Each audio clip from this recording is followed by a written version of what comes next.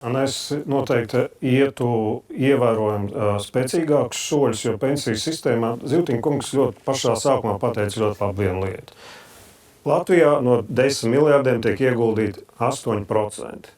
Es jau gadu atpakaļ teicu, ka tā ir nopietna traģēdija, jo, kad veidoja pensiju sistēmu, bija paredzēts, ka vismaz puse šīs naudas aizies Latvijas tautsēmniecības stimulēšanai. Kur labāk var nopelnīt, ir teorētiski. Un tad ir izcinājums tāds, ka valstī ir jāveido suverēns fonds, valsts pārvaldība esošs fonds, kurā tiktu ielikti valsts uzņēmumi, kuri ietu caur šo te publisko piedāvājumu, un caur šo publisko piedāvājumu tiktu izpirkt caur otro pensiju līmeņa naudu. Tad es runāju, ka vismaz nevis, kur tiek tagad runāts par Altuma fondu. Jā, tas, ko ZZ šodien izplatīja, jā, tas bija savādāk. 100 miljoni ir smieklīgi. Mēs runājam par vismaz 5 miljārdiem, kas būtu jānonāk Latvijas tautsēmniecības stimulācijai. Tas ir reāls piedāvājums. Un tad mēs runājam, būtu veselībai, būtu visām pārējām lietām aizsardzībai būtu un tā tālāk. Tas ir pirmais solis, kas jāpieņem nopietnas risinājums, jo mēs runājam par valsts uzņēmumu laišanu no IPO, šī publiskajā piedāvājumā.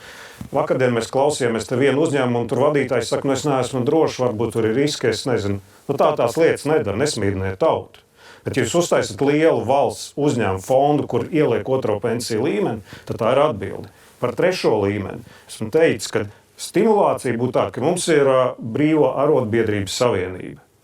Tad viņiem būtu jāveido šie atsevišķie pensiju plāni, savām, teiksim, tur medicīnas darbiniekiem, aizsardzības darbiniekiem, iekšlietu darbiniekiem, tad tur būtu pietiekami dalībnieki. Kaut kā nav uztaisīts, vai nu nav stimulu mehānisms, vai nu mēs esam pa kuslu. Šis ir tas pareizais. Un pats pēdējais, ko esmu piedāvāt, un arī to mēs esam teikuši, ka Latvijā būtu nepieciešama kaut kāda atsevišķa institūcija, kas veic šos nevis diskusijas, bet nopietnas aprēķins, ja mēs pieņemam lēmumus par izmaiņām pensiju sistēmām. Mēs nevaram vienkārši diskutēt, jo tas ir sociāli ekonomisks modelis, kas skar ļoti milzīgu cilvēku skaitu, un kur tomēr tas prasa padziļināts ekonomisks aprēķins. Es pieminēju 50. gadu. Viens ir vajag nopietni institūcija, kas aprēķina. Latvijas banka neskaitās.